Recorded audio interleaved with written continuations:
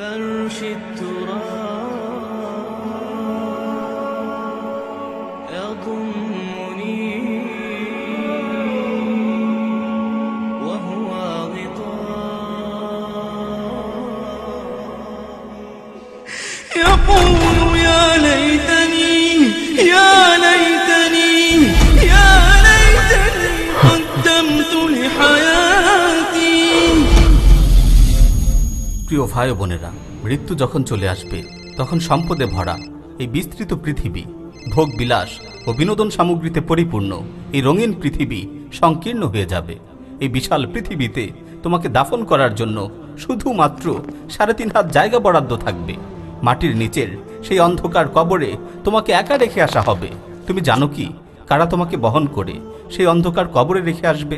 তোমার বাবা, তোমার বন্ধু, তোমার আদরের সন্তান, তোমার প্রিয়জনেরা তোমাকে কাঁধে বহন করে সেই অন্ধকার কবরে রেখে আসবে। সেই নির্জন ও একাকিত্বের ঘরে তোমাকে মাটি চাপা দিয়ে রেখে আসা হবে। সবাই তোমাকে দাফন করে নিজ নিজ ঘরে ফিরে আসবে।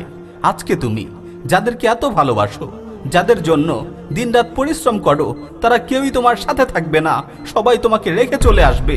তোমার কবরে শুধুমাত্র তুমিই থাকবে। এমন সময়ে আল্লাহ তাআলা তোমাকে ডাক দিয়ে বলবেন, আবদি যাহাবু ওয়া তারাকুক ওয়া ফিল কবরি ওয়াদাউক। হে আমার বান্দা, ওরা সবাই তোমাকে ছেড়ে চলে গেছে, তোমাকে এই অন্ধকার কবরে একাকী রেখে গেছে। আজকে আমি ছাড়া তোমার পাশে আর কেউ নেই। আজকে আমি ছাড়া তোমাকে দেখার মতো আর কেউ নেই। প্রিয় ভাই ও বোন, আল্লাহর কসম করে বলছি, সেই কঠিন মুহূর্তে তোমার চোখের সামনে তোমার অপরাধগুলো একের পর এক ভেসে উঠতে থাকবে। তোমার মনে পড়ে যাবে দুনিয়াতে তুমি মসজিদের মিনার হতে ফজরের আজান শুনতে, কিন্তু নামাজ না পড়ে মুয়াজ্জিনের ডাকে সাড়া না দিয়ে গভীর ঘুমে আচ্ছন্ন হয়ে থাকতে। তোমার মনে পড়ে যাবে দুনিয়াতে থাকতে তুমি তোমার বাবা মায়ের অবাধ্যাচরণ করতে।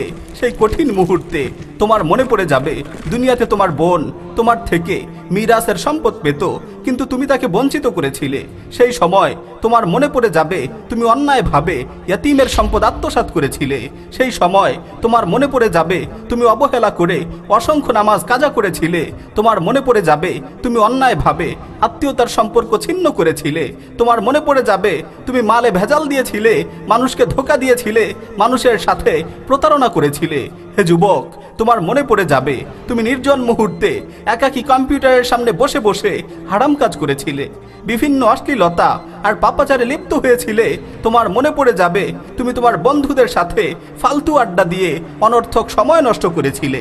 সেদিন একের পর এক সকল অপরাধগুলো তোমার চোখের সামনে ভাসতে থাকবে, আর তুমি আফসোস ও পরিতাপের সাথে চিৎকার করে বলতে থাকবে, ইয়া লাইতানি কদ্দামতু লিহায়াতি। হায়, আমি আমার মূল্যবান জীবনটাকে নষ্ট না করে যদি পরকালের জন্য কোনো ভালো কাজ করে আসতে পারতাম।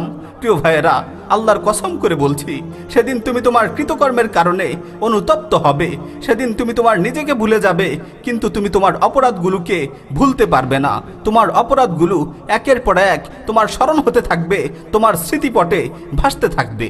প্রিয় ভাই বোন, সেদিন তো তোমার সকল অপরাধগুলোর কথা স্মরণ হবে, তাহলে আজকে কেন ওই অপরাধগুলোর কথা স্মরণ হচ্ছে না?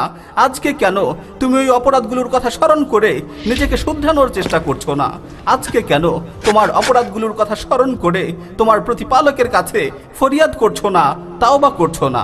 প্রিয় ভাই ও বোনেরা, তোমাদের জন্য শেষ উপদেশ হচ্ছে, মুতু ক্বাবলা আন তামুতু।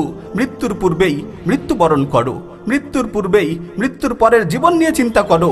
হাসিবু ক্বাবলা আন তুহাসাবু। পরকালের হিসাবের সম্মুখীন হওয়ার পূর্বেই জীবনের হিসাব নিকাশ করো। পরকালে হিসাবের সম্মুখীন হওয়ার পূর্বেই নিজের জীবনের হিসাব নিকাশ করো।